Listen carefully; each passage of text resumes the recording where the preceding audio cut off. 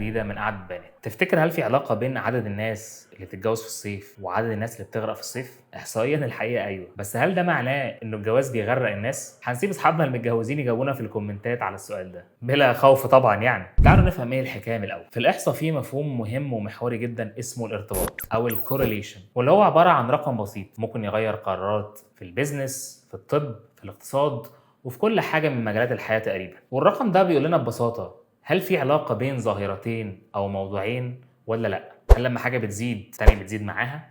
هل لما حاجة بتزيد التانية بتقل؟ ولا مفيش علاقة بين الموضوعين أساسا؟ خلينا نوضح بشوية أمثلة. كل ما تذاكر أكتر أكيد هتجيب درجات أكتر. هنا ده ارتباط موجب أو طردي. كل ما تسهر أكتر كل ما تاني يوم تركيزك هيقل.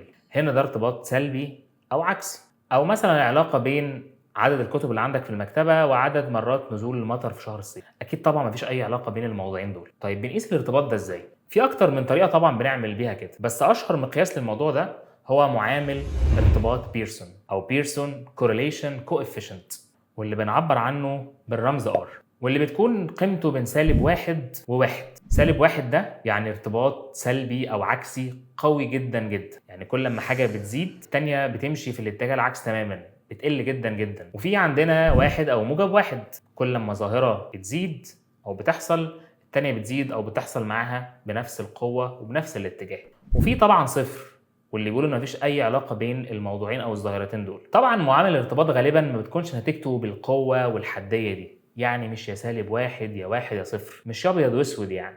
في طبعا درجات رمادي كتير في النص. معامل الارتباط غالبا بتكون نتيجته بالشكل ده، يا اما من 0 لموجب 3/10، وهنا ده ارتباط طردي او موجب بس ضعيف شويه، او يا اما برضو من 0 لسالب 3/10، وهنا ارتباط عكسي بس ضعيف. ممكن برضو يبقى من 3/10 ل7/10، هنا ارتباط موجب أو طردي بس متوسط القوة. أو ممكن طبعا من -3/10 لسالب 7/10، وهنا ارتباط سلبي أو عكسي بس متوسط. وممكن برضو يبقى من 7/10 لحد ال1، وده هنا ارتباط طردي قوي جدا. وممكن برضو العكس، ممكن يبقى من -7/10 لحد -1، وهنا ارتباط عكسي قوي جدا.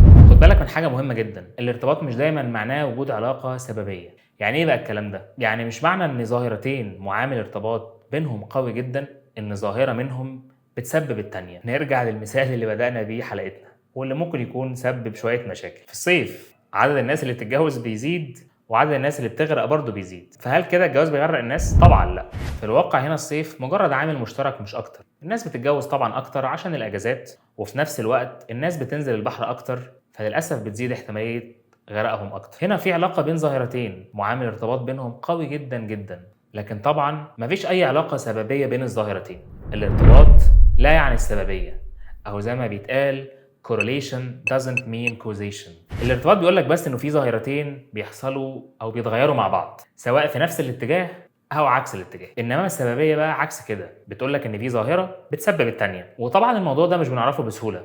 عشان نجزم بوجود علاقه سببيه بين ظاهرتين او موضوعين لازم نعمل حاجه من الثلاثه دول، اهو طبعا كلهم يعني تجربه علميه او اكسبيرمنت، نعمل تحكم في كل المتغيرات المحيطه بالظاهرتين، او بنعمل حاجه اسمها كنترول فاريبلز عشان اقدر اقول ان الف بتسبب ب او A بتسبب B، مش لمجرد يعني صدفه مش اكتر، او ان متغير ما انا مش عامل حسابه هو اللي عمل السبب ده. يعني لو انا عندي على سبيل المثال موقع او ابلكيشن خاص بالتجاره الالكترونيه، وجيت انا عملت تغيير ما في الموقع سواء في الصفحه الرئيسيه او في الخطوات اللي المفروض العميل يعملها عشان يخلص الاوردر بتاعه، ولقيت فعلا المبيعات بتاعتي زادت، هنا محتاج اسال نفسي هل فعلا المبيعات زادت عشان التغيير اللي انا عملته، ولا ده كان صدفه مش اكتر عشان التجربه دي تمت في نفس وقت تخفيضات اخر السنه.